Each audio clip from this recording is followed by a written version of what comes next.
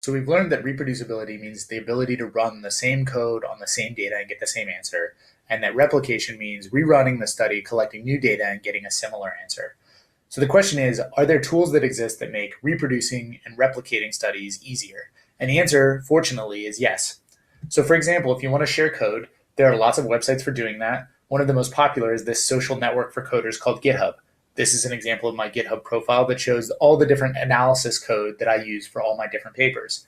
If you're reading a paper in the medical literature and you look at the bottom where they say, we've used the following code to produce these results, they might link to a site like GitHub. The documents that they might have put in that GitHub folder is something called an R Markdown document or a Jupyter notebook.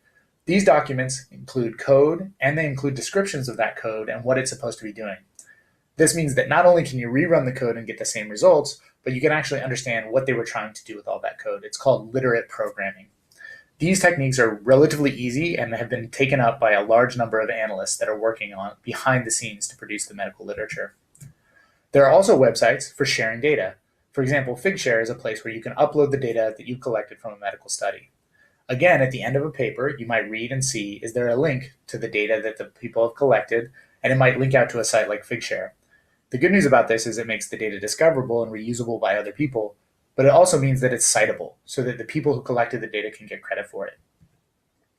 Finally, there's websites like the Center for Open Science that collect multiple tools for helping people reproduce and replicate studies.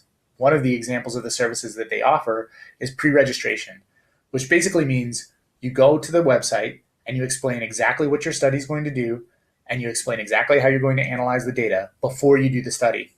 Then when you publish the study, people will know that you did exactly what you planned on doing and you didn't try to fudge the data later on. This is shown to increase replication of data sets. So while there's this crisis of reproducibility and replicability, it's also exciting because there's a lot of new technological tools that allow us to address these particular problems from a statistical and computational